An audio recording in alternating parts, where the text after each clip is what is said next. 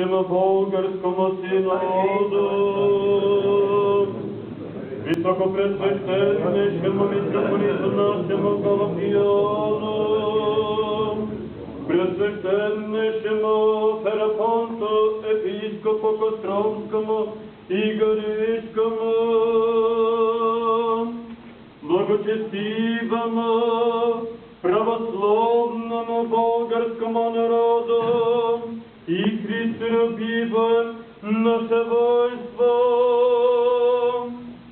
всем же присутствующим священнослужителям, ктиторов благокрасителей, приложников святого храма сего, Ивану, Красимире,